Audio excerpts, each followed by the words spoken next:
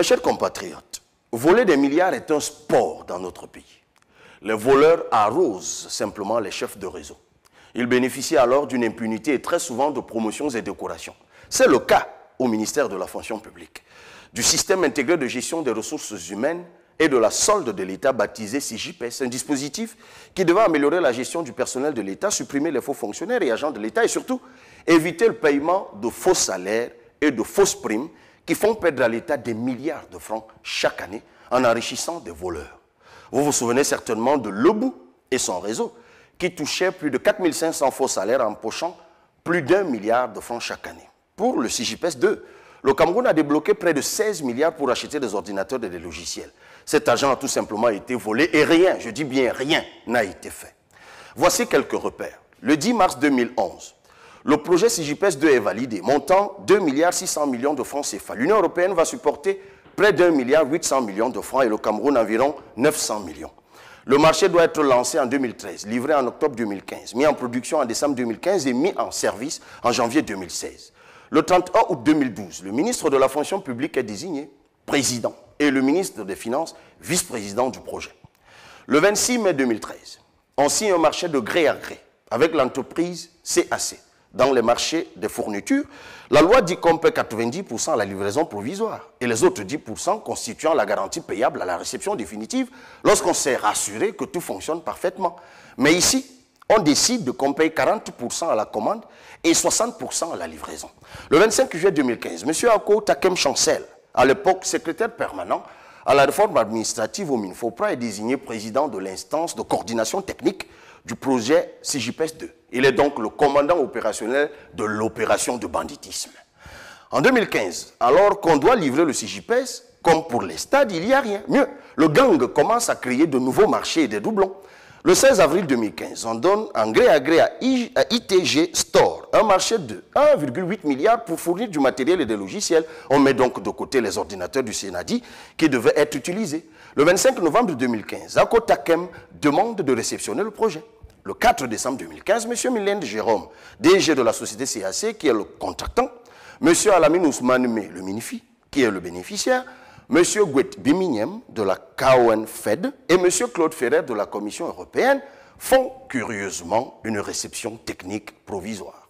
Le 7 décembre 2015, Ako Takem Chancel dit qu'il a reçu un jeu de paix et donc que le système marche. Le 19 avril 2016, le Premier ministre demande au MINFOPRA de lui soumettre des solutions concrètes aux difficultés du SIGIPES 2.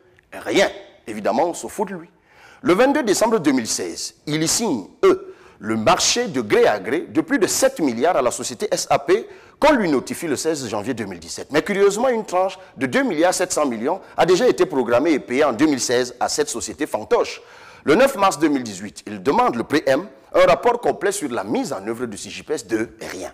Le 29 mars 2018, le ministre Lé tient une réunion pour faire croire qu'il travaille. Il n'en est rien.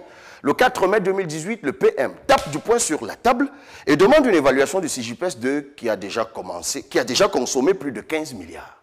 Le 11 mai 2018, le ministre de la fonction publique crée une commission d'enquête et préside une réunion de coordination le 16 mai 2018. Le 17 mai 2018, la commission décide d'aller visiter le lendemain les bureaux du SIGIPES loués par l'État depuis 2013 à 2 100 000 francs par mois. Le 18 mai 2018, pendant que les membres de la commission sont en train de se retrouver au ministère de la fonction publique pour effectuer la descente prévue à 14 h, on appelle vers 12 h pour dire que des bandits viennent de cambrioler les bureaux et ont tout emporté. Des bureaux aménagés, équipés et sécurisés par une société de gardiennage et gardés aussi par la police sont au deuxième étage de l'immeuble LMT situé à la rue Seper, au cœur de Yaoundé, la capitale. M. Ako Takem et Abena Hubert déclarent que 17 ordinateurs complets, 2 serveurs et plusieurs autres équipements ont été emportés. L'affaire est enterrée. Le ministre qui dit être rigoureux s'appelle M. Lé. Du 28 mai au 12 juin 2018, on auditionne les principaux responsables, Fopa Gabriel et Kakanou Albert de ITG Store, même lui, régisseur des fonds PAFIP, Ako Takem Chancel, Mme Tchafak Berthe, M. Sasso Mbile, Abena Hubert, Mylène Jérôme. D'autres ont refusé de comparaître, comme Boussi Justin Hilarion du secrétariat technique de l'ICT et chef du groupe de travail opérationnel du projet SIGIPES 2, ou Mme Tsama Micheline, présidente du secrétariat technique de l'équipe projet du SIGIPES 2. Allez dire, ils ont la godasse, évidemment. Mes chers compatriotes, après avoir payé presque 16 milliards, sans avoir le moindre début de commencement du fonctionnement du CJPS 2. Ces gens vaquent tranquillement à leurs occupations.